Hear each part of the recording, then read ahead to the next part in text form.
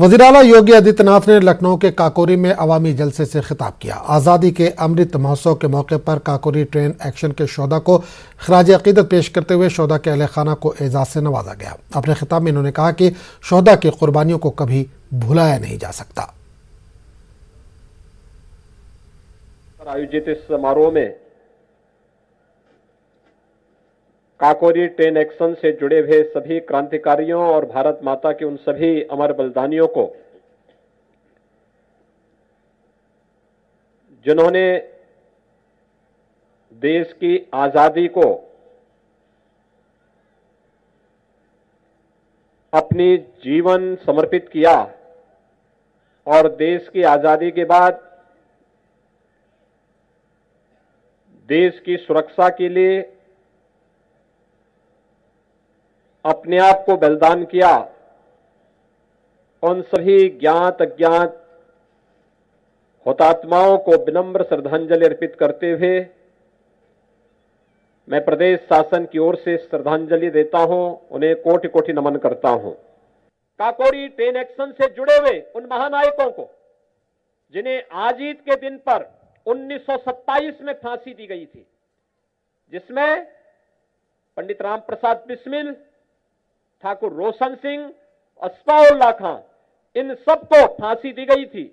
आज ही के दिन पर 1927 में इन सभी भारत माता के सपूतों को, भारत माता के इन महानायकों को विनम्र श्रद्धांजलि अर्पित करते हुए प्रदेश शासन की ओर से उन्हें कोटि कोटि नमन करता हूं। राजेंद्र नाथ लाहिड़ी जी को 2 दिन पूर्व यानी 17 दिसंबर 1927 को उन्हें फांसी दी गई थी गोंडा में। उन्हें भी इस अवसर पर कोटि कोटि नमन करते हुए विनम्र श्रद्धांजलि अर्पित करता हूं। यूपी में समाजवादी लीडरान के खिलाफ आईटी रेड के मामले में अखिलेश यादव ने बीजेपी पर हमला बोला। इन्होंने कहा कि इलेक्शन हारने के डर से बीजेपी मरकजी जांच एजेंसियों को आगे कर देती है। बीजेपी कांग्रेस के रास्ते पर गामजन है।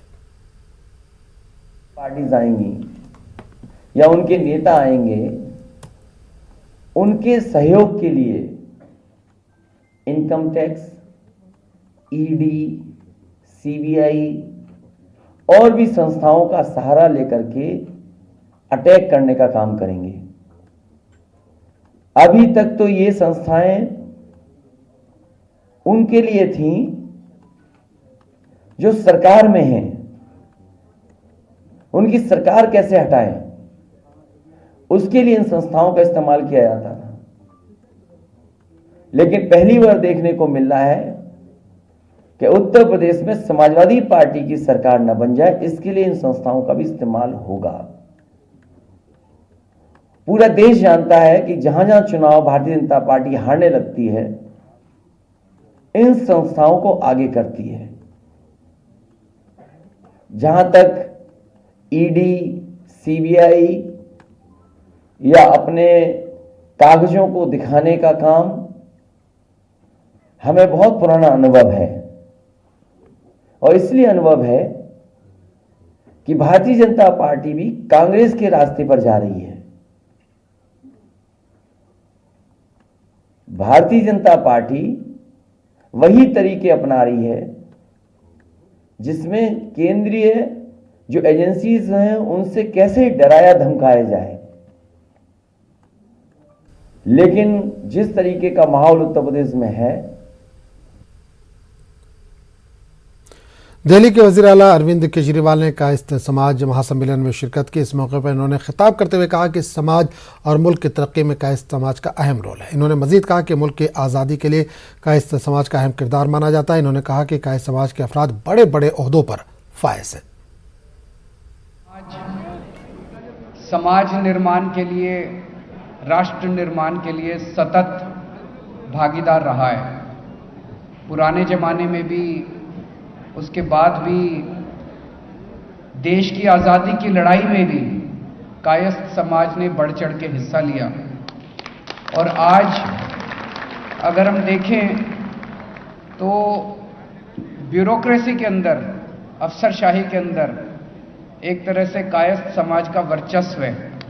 मैक्सिमम अपने को ऑफिसर्स जो हैं, ऑफिसर्स सीनियर मोस्ट लेवल पे, आपको कायस्थ समाज से दिखाई देते हैं। मरकजी वज़ीर ज़राअत नरेंद्र सिंह तोमर ने हरियाणा में किसान मोर्चा मीटिंग में शिरकत की। इन्होंने मीटिंग के बाद मीडिया से बात करते हुए कहा कि बहुत ही अच्छे माहौल में बातचीत हुई है। इन्होंने कहा कि आने वाले दिनों में किसान मोर्चा मुल्क की तहजीब को आगे बढ़ाने में ताउन करेगा। इस तनाजुर में किसान मोर्चा लीडरों के साथ बातचीत की गई। किसान मोर्चे की राष्ट्रीय कार्य समिति की बैठक हुई। मैं इसमें भाग लेने के लिए आया था। बहुत ही अच्छे माहौल में सभी कार्यकर्ता उत्साह से भरे हुए थे। पिछले दिनों उनकी जो भूमिका रही, कार्यक्रम रहे, वो भी बहुत प्रशंसनीय हैं और आने वाले कल में किसान मोर्चा भारतीय प्राकृतिक कृषि पद्धति को आगे बढ़ाने में अपनी भूमिका का निर्वाह करे, इस प्रकार की बातचीत हुई है। तो उत्तर प्रदेश के वजीर आला योगी आदित्यनाथ एक रैली से खिताब करें। आपको सीधे वहीं ले चलते हैं। श्री करमवीर जी, विधान परिषद के सदस्य श्री मानवेंद्र सिंह जी, जिला पंचायत अध्यक्ष चौधरी किशन सिंह जी, उत्तर प्रदेश कोऑपरेटिव बैंक के अध्यक्ष चौधरी तेजवीर सिंह जी, व्यापारी कल्याण बोर्ड के अध्यक्ष श्री रविकांत गर्ग जी, महापौर मुकेश आर्य बंधु जी, विधायक श्री कारिंदा सिंह जी, विधायक पूर्ण प्रकाश जी, बाल संरक्षण आयोग के अध्यक्ष देवेंद्र शर्मा जी, जिला कोऑपरेटिव बैंक के अध्यक्ष श्री मेघ श्याम सिंह जी, जिलाध्यक्ष मथुरा श्रीमती मधु शर्मा जी, जिलाध्यक्ष मथुरा महानगर श्री विनोद अग्रवाल जी, प्रदेश मंत्री श्रीमती अंजुला माहौर जी, विजय सिंह हरे जी, हेमंत राजपूत जी, विनोद चौधरी जी, शिवराज सिंह जी, पुष्पेंद्र शर्मा जी, ब्रज बहादुर उपाध्याय जी, आज के इस कार्यक्रम में उपस्थित भारतीय जनता पार्टी के सभी पदाधिकारीगण, भारी संख्या में उपस्थित सभी ब्रज क्षेत्र से जुड़े हुए उपस्थित भाइयों बहनों, मैं सबसे पहले वृंदावन बिहारी लाल की इस पावन भूमि को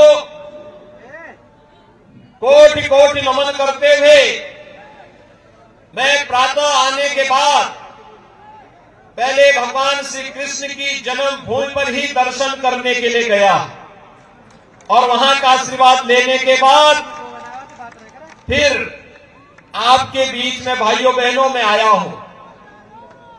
आज 19 दिसंबर है। 19 दिसंबर को मैं ब्रज भूमि पर 19वीं बार आया हूं।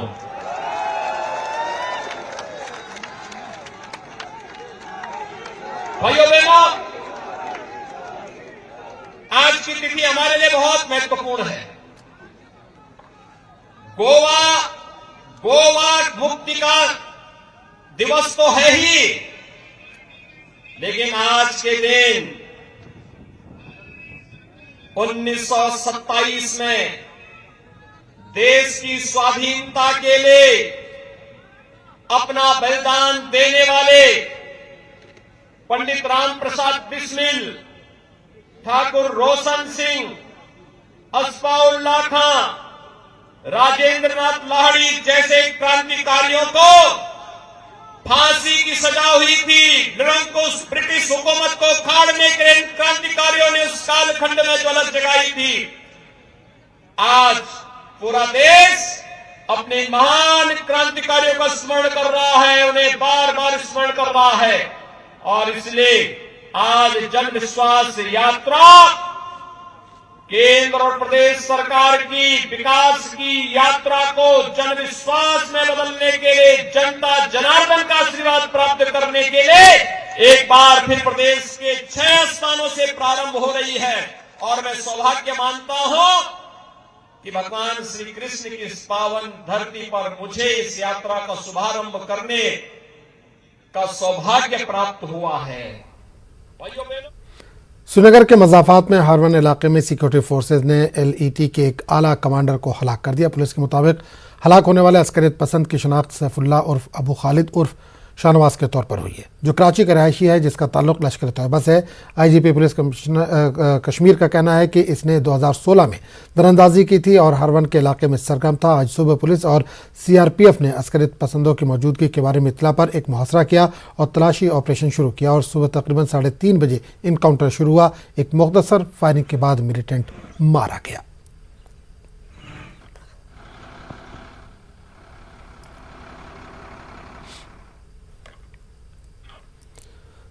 कोलकाता नगर निगम चुनाव में आज सुबह 2 बम फेंके गए। सियालदा में वाक़ टेकी बॉय स्कूल के बाहर ये मामला पेश आया, जिसमें 4 अफराद जख्मी हुए। फिलहाल हालात काबू में है।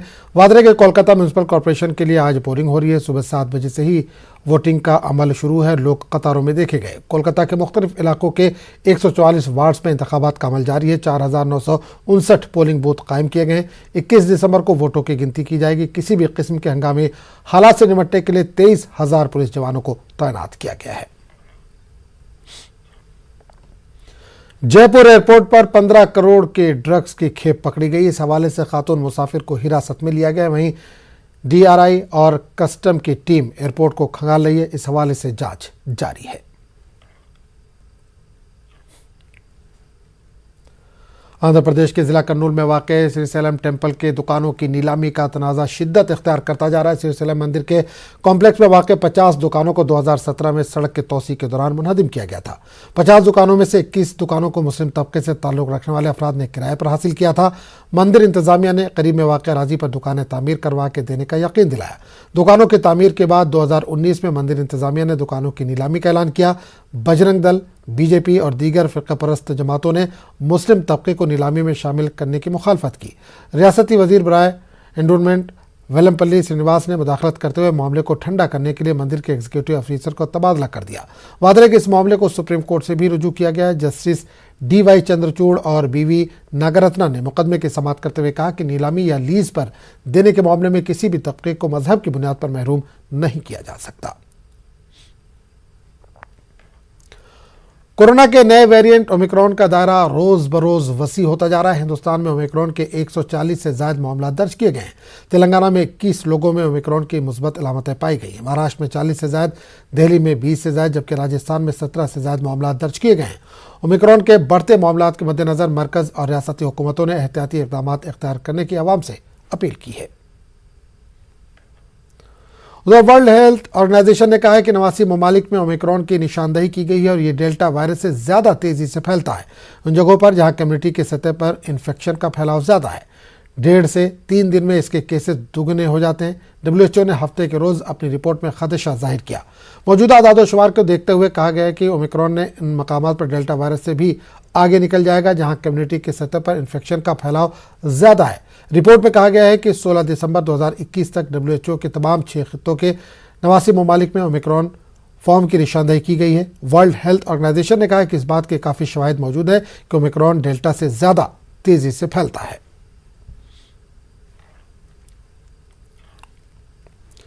महकमे सेहत के आदादोशुमार के मुताबिक कोरोना मरीजों के 7,081 नए मामला दर्ज किए गए। गुज़िश्ता 24 घंटों में 264 अफराद की कोरोना से मौत हुई है, जबकि 7,469 लोग सेहतयाब हुए। ताहाल मुल्क भर में 3 करोड़ 40 लाख से ज्यादा अफराद सेहतयाब हुए। मजमूई तौर पर 83,913 मामला एक्टिव हैं।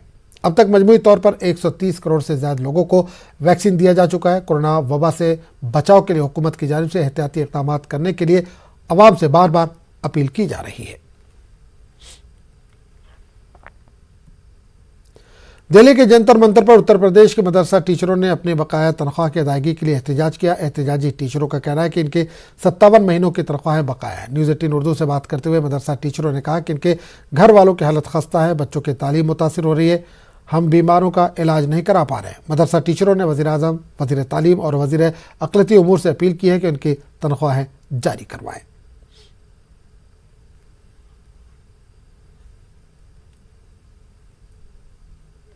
क्योंकि हम लोग बहुत परेशान हैं, बहुत मुफलिसी से हम लोगों को जीना दुश्वार हो गया। हमारे बहुत सारे साथी बीमार हैं, अब आगे जीवन यापन हो नहीं पा रहा है, क्योंकि बच्चों की जो फीस जमा करनी है वो भी फीस नहीं जमा हो पा रही है। घर में तमाम अखराजात हैं। हालात सर बहुत ही सर दर्दनाक हैं, बहुत ही दयनीय हालात हैं। हम लोग इस दयनीय हालात में किस तरह से ज़िंदगी गुजर बसर कर रहे हैं, ये केवल हम ही जान सकते हैं। दूसरा कोई इसको जान नहीं सकता है कि जिसका 57 माह से पैसा बाकी रहेगा उसकी ज़िंदगी कैसे कटेगी, किस तरह उसकी ज़िंदगी कटेगी, ये हमसे बेहतर कोई जान नहीं सकता है। मैं अपने बच्चों का इलाज किस तरीके से करूं, और मैं अपने बच्चों को पढ़ा नहीं सकता। मैं अपने इलाज के लिए हर तीसरे में ऑपरेशन तो मैंने 6-7 लाख रुपए करा दिया, लेकिन डॉक्टर ने बुलाया हर 3 महीने में अपनी जांच के लिए। मैं जांच के लिए 30,000 रुपए किस तरीके से लाऊं? मैं इस उम्मीद में सरकार आज देगी कल देगी, इसी बेस में मैं किसी लेता हूं, लेकिन अब देने वाला भी नहीं देता कि इसलिए कि तुम्हारा कोई उम्मीद नहीं है, तुम किस बेस पे पैसा दोगे। मैं सरकार से ही दरख्वास्त करता हूँ मेरा बकाया मान दे देते, ना कि मैं अपने बढ़ाने के लिए मांग रहा हूँ। और मैं बलिया से चल के यहाँ धरने में आया हूँ, और योगी सरकार से भी 9 महीने का मानदेय बकाया हुआ है, और यहाँ 57 महीने हो गया। आप सोच सकते हैं कैसे गुजारा चल रहा है। हम देश के ऐसे योजना में जुड़ गए हैं कि जिसका 57 महीने से मानदेय बकाया है। दुर्भाग्य है हमारा कि इस योजना में हम मदरसे में काम करते हैं। कोरोना वबा के दौरान बामी इमदाद इंसार का जज्बा मुस्तहकम हुआ है। मुल्क इस वबा से मुत्तहिद होकर मुकाबला कर रहा है। टीकाकारी के ऐलान के बाद हम बेहतर ताउन करें, जिससे हम कोरोना को मात देने की जानिब कदम बढ़ा सकें। नेटवर्क की टीम इस मुहिम में हर कदम पर आपके साथ रहेगा। जब तक सभी महफूज नहीं तब तक कोई महफूज नहीं होगा। इसी सोच की बुनियाद पर हमारी मुहिम संजीवनी का मकसद ये यकीनी बनाना है कि वैक्सीन पाना सभी हिंदुस्तानियों का हक है।